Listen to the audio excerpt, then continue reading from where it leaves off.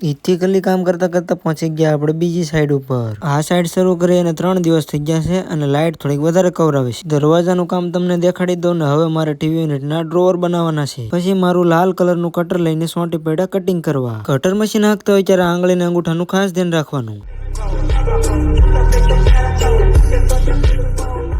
સુવિધાના નામે 2 પંખા અને એક મોટું જબરું એસી આપેલું છે। પછી અમારા ફેવિકોલનું ડબલું ખાલી થઈ ગયું તો વિશાલભાઈ આ રીતે ભરી દીધું।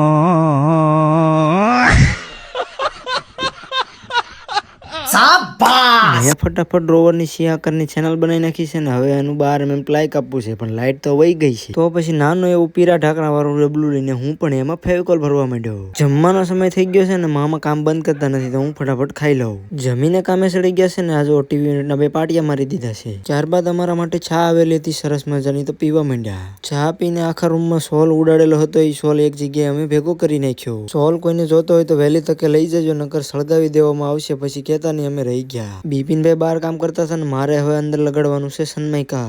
અંદરની બાજુ સનમાઇકા લગાવીને 12 mm પ્લાય પણ મારી દીધું છે। પાછી ત્રીજી વખત અમારા માટે ચા બનાવવામાં આવી છે। ચા પીને સામાન બધો હરખો મેકવાનો હતો અને હવે જવાનું છે અમારે ઘરે। લાઈક શેર અને ફોલો કરવાનું ભૂલતા નહીં।